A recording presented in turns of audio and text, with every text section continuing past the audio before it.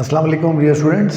In today's class we will discuss about the concept of excretion and we will start discussing about the concept of excretion. Now when we discuss about the concept of excretion, the word excretion is derived from a Latin word which is externary. Now the word externary itself means to shift out or to discharge. So in easy way, excretion is removal of any substance that is not required by the body from the body. Now excretion can be defined in two ways.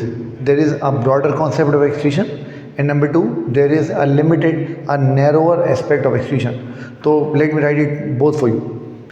When we discuss excretion in its broader perspective, then excretion is removal of anything. Now this anything could include literally anything. For example, plants excrete water and oxygen. Now we are discussing plants here.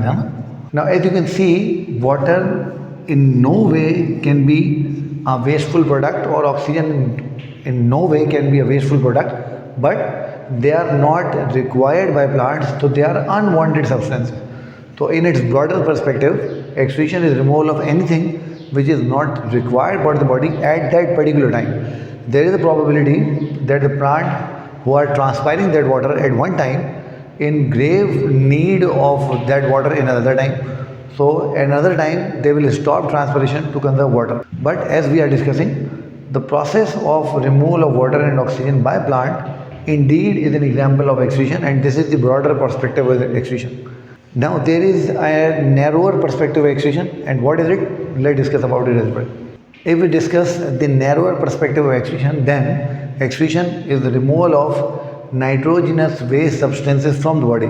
Now these nitrogenous waste substances, as you know, it includes ammonia, it includes urea, it includes creatinine, etc.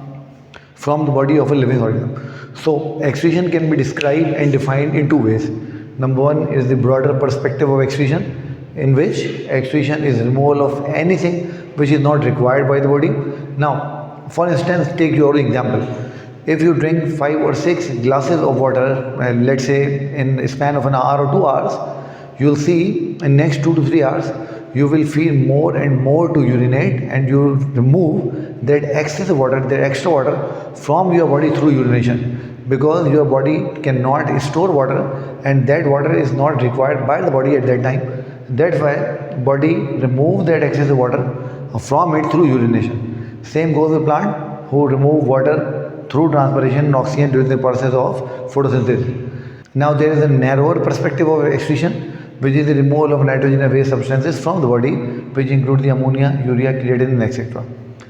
If we discuss the broader perspective of excretion, then please do remember salts, water, carbon dioxide, some drugs like undigested waste must be excreted from body, etc. That's why when we see the list of excretory organs, it includes many organs of our body, like for example salts in water, excreted in sweat, and sweat is secreted from the skin. The skin is an excretory organ. Carbon dioxide is excreted from the lungs, so lungs are the excretory organs. Drugs are excreted by liver and kidneys. So both liver and kidney both are the excretory organs. Like undigested waste is removed through our rectum and anal canal. So our digestive system also perform the function of excretion. Okay dear students, this is all about the generalized discussion about the concept of excretion. In next lecture we will discuss about the source of these nitrogenous waste product. So I'll see you in the next lecture. Please do not forget to subscribe the channel, like the video, share the video with your friends, so it helps them as well for their preparation of their examination. Take good care of yourself. I'll see you next time inshallah. Allah Hafiz.